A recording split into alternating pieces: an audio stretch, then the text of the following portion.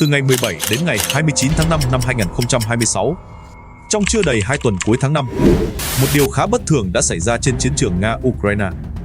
Ukraine liên tiếp tung ra các đợt UAV tầm xa với quy mô lớn nhằm vào nhiều khu vực nằm sâu trong lãnh thổ Nga. Danh sách mục tiêu trải dài từ khu vực Moscow xuống Krasnodar tới Crimea, rồi các tuyến logistics phía Nam, các cảng biển, và cả những cơ sở năng lượng có vai trò quan trọng đối với hoạt động quân sự.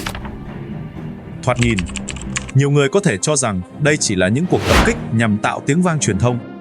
Một vài vụ nổ, một vài hình ảnh lan truyền trên mạng xã hội, rồi mọi thứ lại quay về như cũ. Nhưng thưa quý vị, nếu nhìn kỹ hơn một chút, có một chi tiết khiến giới quan sát đặc biệt chú ý. Đó là phần lớn các mục tiêu bị nhắm tới đều không nằm ở tuyến đầu. Ukraine không tập trung đánh vào những chiến hào đông đặc binh lính, không lật vào các cụm phòng thủ kiên cố, không cố tạo ra một cuộc đột phá lãnh thổ mang tính biểu tượng. Thay vào đó, các đòn đánh dường như đang hướng tới những mắt xích giúp cỗ máy chiến tranh tiếp tục vận hành. Nói theo cách dân dã, nếu chiến trường là một sòng bài khổng lồ, thì Ukraine có vẻ không còn cố giật bài trên tay đối thủ, mà đang tìm cách cắt điện cả sòng bài.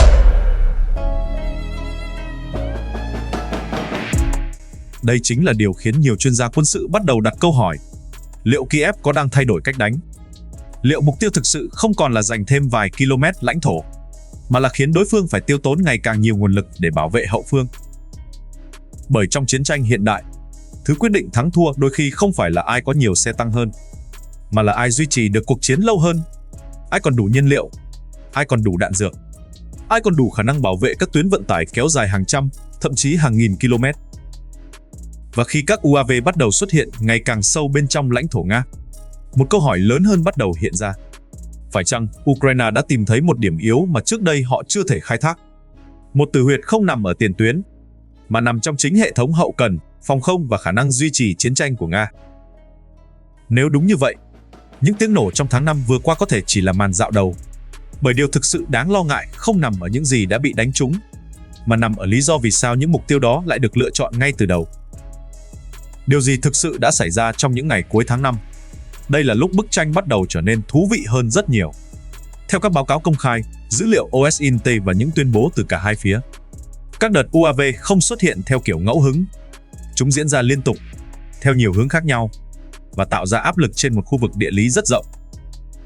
Từ góc nhìn quân sự, điều đó mang ý nghĩa đặc biệt, bởi một hệ thống phòng không mạnh không chỉ cần tên lửa. Nó cần radar, cần mạng lưới cảnh báo sớm, cần trung tâm chỉ huy, cần hàng nghìn con người phối hợp liên tục. Nói đơn giản hơn, một anh em giang hồ đứng một mình giữa chợ có thể nhìn được bốn phía. Nhưng nếu cùng lúc có 10 người xuất hiện từ 10 con ngõ khác nhau, thì việc xoay sở bắt đầu trở nên khó khăn hơn rất nhiều. Và đây chính là điểm khiến nhiều nhà phân tích chú ý. Mỗi chiếc UAV riêng lẻ có thể không phải vũ khí quá đáng sợ, nhưng hàng loạt UAV xuất hiện trên một không gian rộng lớn lại tạo ra một bài toán hoàn toàn khác. Nga không thể biết chính xác đâu là đòn đánh thật, đâu là mồi nhử, đâu là mục tiêu chính, đâu là mục tiêu phụ. Kết quả là hệ thống phòng không buộc phải phản ứng, buộc phải theo dõi, buộc phải tiêu hao nguồn lực. Ngay cả khi nhiều UAV bị đánh chặn, thì một phần mục tiêu chiến lược có thể vẫn đã hoàn thành. Vì mục đích không nhất thiết phải là phá hủy mọi thứ, mà là khiến đối phương phải liên tục căng mình phòng thủ. Và khi nói đến phòng thủ, chúng ta phải nhắc tới một địa danh đặc biệt, Crimea. Suốt nhiều năm qua, Crimea được xem là một mắt xích cực kỳ quan trọng đối với hoạt động quân sự của Nga ở khu vực phía Nam. Nơi đây không chỉ mang ý nghĩa chính trị, mà còn có giá trị hậu cần, giá trị vận tải, giá trị triển khai lực lượng. Chính vì vậy, bất kỳ áp lực nào xuất hiện quanh Crimea cũng đều thu hút sự chú ý rất lớn. Nhưng điều đáng chú ý hơn là Crimea dường như không phải mục tiêu duy nhất. Nhiều dấu hiệu cho thấy các tuyến logistics phía Nam cũng đang chịu áp lực ngày càng lớn. Và đây mới là nơi câu chuyện trở nên đáng suy ngẫm. Trong chiến tranh, người ta thường nhìn thấy xe tăng, máy bay, tên lửa, nhưng rất ít người chú ý tới đoàn tàu chở nhiên liệu, kho chứa đạn, bến cảng vận tải, hay các tuyến đường tiếp tế. Trong khi thực tế, đó mới là những mạch máu nuôi sống toàn bộ chiến trường. Nếu một tuyến hậu cần bị gián đoạn vài ngày, ảnh hưởng có thể còn hạn chế. Nếu gián đoạn vài tuần, khó khăn bắt đầu xuất hiện. Nhưng nếu áp lực kéo dài nhiều tháng, toàn bộ hệ thống sẽ phải trả giá. Và có thể đây chính là điều mà Ukraine đang theo đuổi. Không phải một chiến thắng chớp nhoáng, mà là một chiến lược khiến đối thủ phải liên tục chi tiền, liên tục điều quân, liên tục vá những lỗ hổng mới xuất hiện, giống như một người cố giữ cho chiếc thuyền không chìm. Nhưng càng tát nước ở mạn này, lại xuất hiện thêm một lỗ thủng ở mạn khác. Tất nhiên, nói như vậy không có nghĩa Nga đang mất khả năng chiến đấu. Không có bằng chứng nào cho thấy cỗ máy quân sự Nga sắp sụp đổ. Điều đó là quá đơn giản hóa một cuộc chiến cực kỳ phức tạp. Tuy nhiên, có những dấu hiệu cho thấy chi phí bảo vệ hậu phương đang ngày càng tăng. Và đó chính là thứ mà các cuộc chiến tiêu hao luôn nhắm tới. Không phải hạ gục đối thủ ngay lập tức, mà khiến mỗi ngày trôi qua trở nên đắt đỏ hơn ngày hôm trước. Vấn đề là, nếu Ukraine thực sự đang theo đuổi chiến tranh hậu cần, thì câu hỏi tiếp theo sẽ còn lớn hơn nhiều. Bởi muốn hiểu mức độ nguy hiểm của chiến lược này, chúng ta phải quay ngược đồng hồ về năm 2022. Берите власть в свои руки. Похоже, нам с вами будет легче договориться, чем с этой шайкой наркоманов и неонацистов, которая засела в Киеве и взяла в заложники весь украинский народ. Thời điểm mà Moscow bước vào cuộc chiến với những mục tiêu hoàn toàn khác với thực tế đang diễn ra ngày hôm nay. Để hiểu vì sao những đòn UAV hiện nay lại thu hút nhiều sự chú ý đến vậy, chúng ta phải quay trở lại tháng 2 năm 2022, thời điểm mọi thứ bắt đầu. Khi chiến dịch quân sự của Nga được khởi động, nhiều nhà quan sát lúc đó cho rằng Moscow đang hướng tới một chiến dịch ngắn hạn, nhanh mạnh và đủ sức tạo ra thay đổi chiến lược trong thời gian tương đối ngắn. Dĩ nhiên, các đánh giá khi đó rất khác nhau, nhưng có một điểm mà phần lớn giới phân tích đều đồng ý. Ít ai nghĩ cuộc chiến sẽ kéo dài sang năm thứ tư, và càng ít người nghĩ rằng đến năm 2026, UAV Ukraine vẫn có thể liên tục xuất hiện ở những khu vực nằm sâu bên trong lãnh thổ Nga. Đó là nghịch lý đầu tiên. Một cuộc chiến được kỳ vọng giải quyết nhanh chóng, lại biến thành cuộc đọ sức về sức bền. Một cuộc đối đầu mà thời gian dần trở thành nhân tố quan trọng không kém xe tăng hay tên lửa. Và đây chính là nơi xuất hiện khái niệm mà nhiều chuyên gia quân sự thường nhắc tới: chiến tranh tiêu hao. Nghe có vẻ đơn giản, nhưng đây là một trong những kiểu chiến tranh khó chịu nhất mà bất kỳ quốc gia nào cũng muốn tránh. Bởi trong chiến tranh tiêu hao, mục tiêu không nhất thiết là đánh bại đối phương bằng một trận quyết chiến. Thay vào đó, hai bên tìm cách khiến đối phương mất dần nguồn lực, mất dần khả năng duy trì cường độ chiến đấu, mất dần lợi thế theo thời gian. Nói theo kiểu ngoài quán trà đá, đây không còn là cuộc đấu xem ai tung cú đấm mạnh hơn, mà là cuộc đấu xem ai còn đứng được lâu hơn. Và đó là một cuộc chơi cực kỳ tốn kém, bởi mỗi ngày chiến tranh kéo dài, tiền vẫn phải chi, đạn vẫn phải sản xuất, thiết bị vẫn phải thay thế, hệ thống hậu cần vẫn phải vận hành, phòng không vẫn phải trực chiến. Tất cả giống như một chiếc đồng hồ đang chạy. Mỗi vòng quay đều tiêu tốn nguồn lực, mỗi vòng quay đều tạo ra áp lực. Và điều khiến nhiều nhà phân tích chú ý hiện nay là sự kết hợp giữa chiến tranh tiêu hao và chiến tranh hậu cần. Đây có thể là tầng tính toán sâu hơn đằng sau các đợt UAV. Nếu chỉ nhìn vào một vụ nổ riêng lẻ, tác động có thể không quá lớn. Nhưng nếu buộc đối phương phải tăng cường phòng không ở hàng chục địa điểm khác nhau, nếu buộc đối phương phải bảo vệ thêm hàng trăm km tuyến vận tải, nếu buộc đối phương phải phân tán nguồn lực trên một khu vực ngày càng rộng, thì bài toán bắt đầu thay đổi. Hãy tưởng tượng một chủ cửa hàng phải thuê thêm bảo vệ. Lúc đầu chỉ cần một người, sau đó là 3 người, rồi 5 người, rồi 10 người. Mỗi lần thuê thêm không khiến cửa hàng phá sản ngay lập tức. Nhưng chi phí cứ tăng dần, tăng dần, tăng dần. Và đến một thời điểm nào đó, toàn bộ mô hình vận hành sẽ chịu áp lực đáng kể. Đó là lý do nhiều chuyên gia không chỉ nhìn vào số UAV bị bắn hạ, họ nhìn vào phản ứng mà các UAV đó tạo ra. Bởi trong nhiều trường hợp, phản ứng mới chính là mục tiêu thực sự. Điều này đặc biệt quan trọng đối với hệ thống phòng không. Một hệ thống phòng không càng phải bảo vệ nhiều khu vực, thì mức độ tập trung càng giảm. Một hệ thống phòng không càng phải trải rộng, thì nguy cơ xuất hiện khoảng trống càng tăng. Và đây chính là câu hỏi khiến nhiều nhà hoạch định chiến lược đau đầu. Liệu có tồn tại một giới hạn nào đó mà bất kỳ mạng lưới phòng thủ nào cũng không thể mở rộng mãi được? Bởi lịch sử chiến tranh đã nhiều lần chứng minh, không có hệ thống nào hoàn hảo, không có lá chắn nào tuyệt đối, không có cỗ máy nào vận hành mãi mà không xuất hiện dấu hiệu hao mòn. Vấn đề nằm ở chỗ, những dấu hiệu hao mòn đó hiện đã xuất hiện đến mức nào?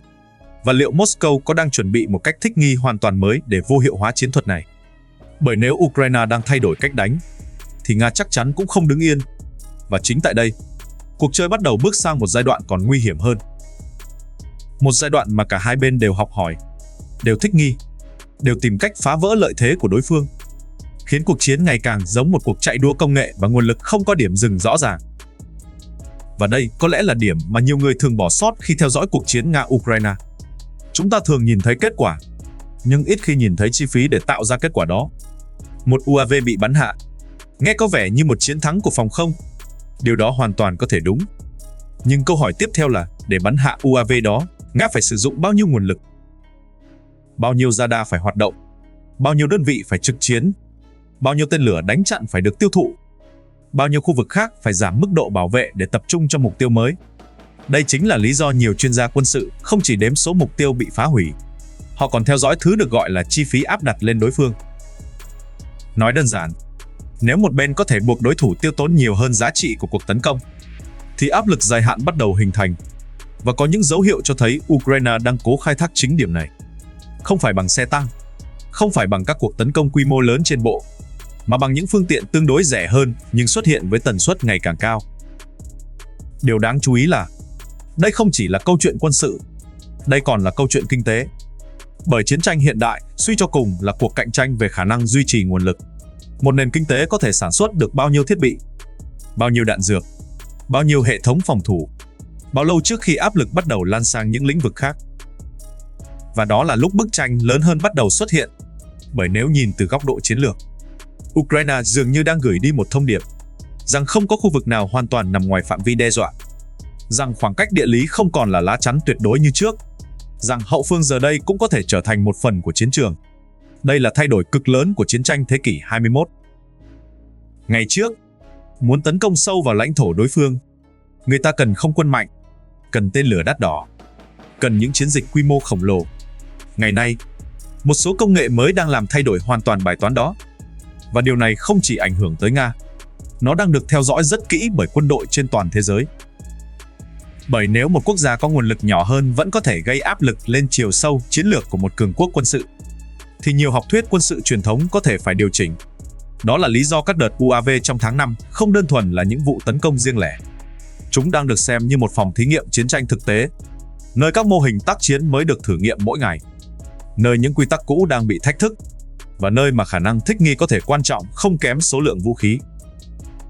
Tuy nhiên, ở đây xuất hiện một câu hỏi cực kỳ quan trọng.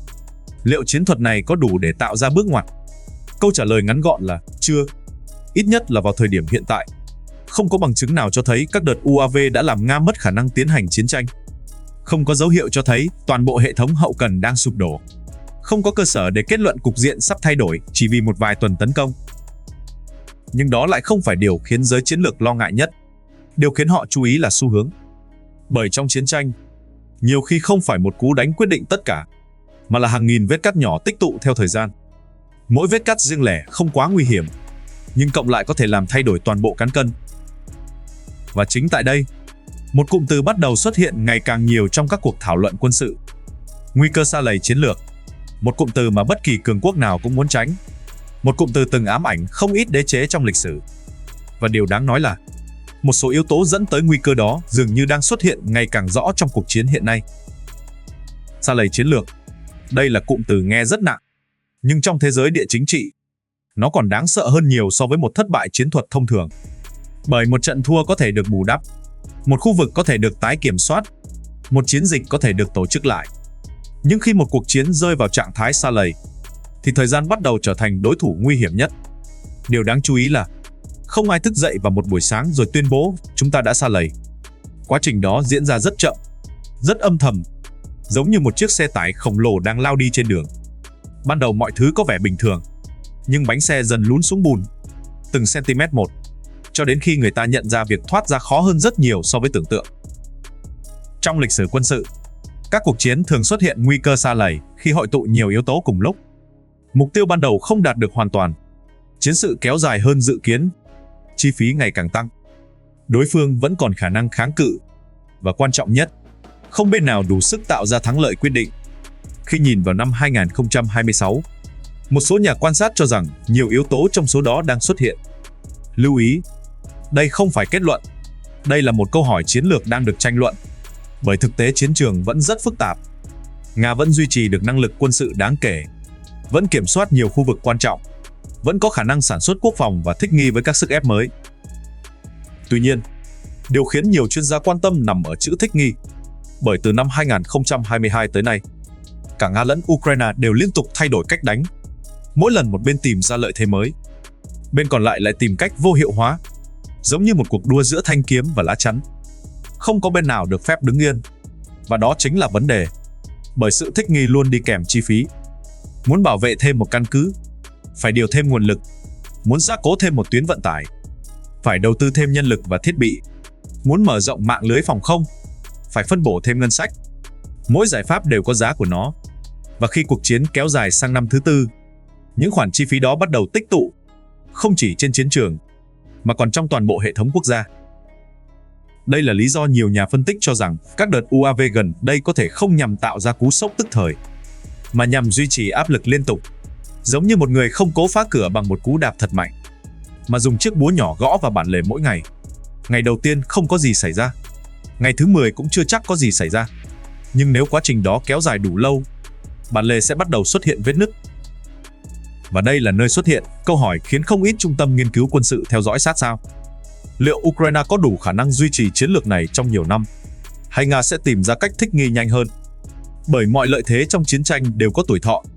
Một chiến thuật hiệu quả hôm nay có thể trở nên kém hiệu quả vào năm sau. Một công nghệ gây bất ngờ hôm nay có thể bị vô hiệu hóa sau vài tháng. Lịch sử chiến tranh luôn vận động như vậy.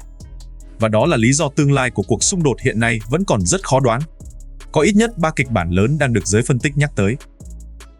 Kịch bản thứ nhất, Nga thích nghi thành công, tăng cường đáng kể năng lực phòng không, bảo vệ tốt hơn các tuyến hậu cần, giảm hiệu quả của các đợt UAV.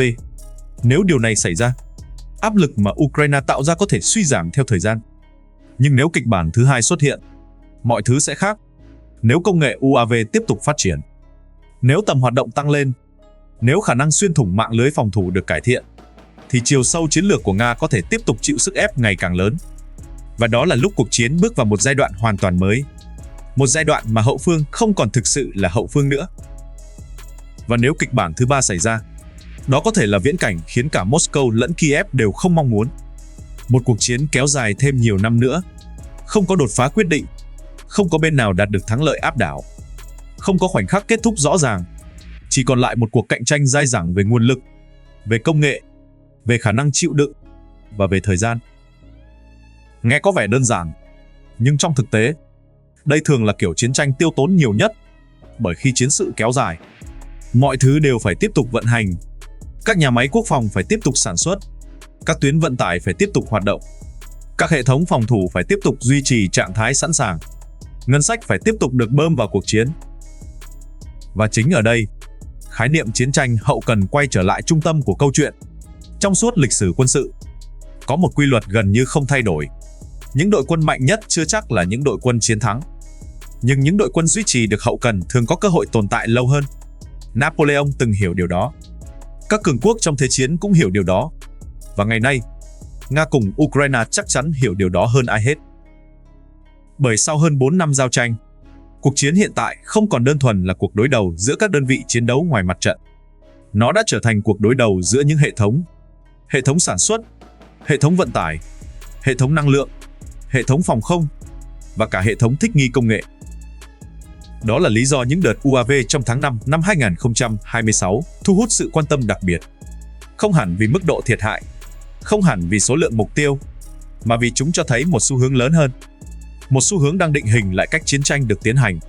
Ngày càng nhiều quốc gia nhận ra rằng muốn tạo áp lực lên đối thủ lớn hơn, không nhất thiết phải sở hữu lực lượng lớn hơn. Thay vào đó, có thể tìm cách đánh vào các mắt xích tạo nên sức mạnh của đối phương, đánh vào dòng chảy hậu cần, đánh vào khả năng bảo vệ chiều sâu chiến lược, đánh vào chi phí duy trì cuộc chiến. Đó là lý do nhiều chuyên gia cho rằng những chiếc UAV nhỏ bé ngày nay đang đóng vai trò tương tự những loại vũ khí mang tính cách mạng trong các thời kỳ trước. Chúng không tự quyết định kết quả chiến tranh, nhưng chúng buộc mọi bên phải thay đổi cách suy nghĩ. Và khi cách suy nghĩ thay đổi, toàn bộ cuộc chơi cũng thay đổi theo. Nhìn rộng hơn, điều đang diễn ra giữa Nga và Ukraine có thể là một bản xem trước của các cuộc xung đột trong tương lai. Nơi khoảng cách địa lý ngày càng mất đi ý nghĩa tuyệt đối, nơi hậu phương có thể trở thành chiến trường, nơi công nghệ giá rẻ tạo ra áp lực lên những hệ thống đắt đỏ hơn nhiều lần, và nơi chiến thắng không chỉ được quyết định bởi số lượng xe tăng hay diện tích lãnh thổ, mà còn bởi khả năng thích nghi nhanh hơn đối thủ. Quay trở lại câu hỏi ở đầu video, liệu Ukraine đã tìm ra tử huyệt của cỗ máy chiến tranh Nga hay chưa? Câu trả lời trung thực là hiện vẫn còn quá sớm để khẳng định. Không có bằng chứng cho thấy một vài đợt UAV có thể làm thay đổi toàn bộ cục diện. Không có cơ sở để kết luận bất kỳ bên nào sắp giành thắng lợi quyết định. Nhưng có một điều ngày càng rõ ràng. Các đòn đánh vào hậu cần và phòng không, vào chiều sâu chiến lược, đang buộc Nga phải thích nghi. Buộc Nga phải phân tán nguồn lực. Buộc Nga phải trả lời những thách thức hoàn toàn khác so với giai đoạn đầu cuộc chiến. Và trong một cuộc chiến tiêu hao kéo dài, đôi khi chính việc phải liên tục thích nghi cũng là một dạng áp lực chiến lược. Có lẽ đó mới là điều đáng chú ý nhất sau những tiếng nổ của tháng 5 năm 2026. Bởi phía sau các UAV, phía sau những báo cáo chiến trường, phía sau những tuyên bố chính thức, có thể đang diễn ra một cuộc cạnh tranh còn lớn hơn nhiều. Cuộc cạnh tranh xem bên nào có thể duy trì cuộc chiến lâu hơn, thích nghi nhanh hơn và chịu đựng tốt hơn. Trong thế kỷ 21, đó đôi khi mới là chiến trường quyết định tất cả.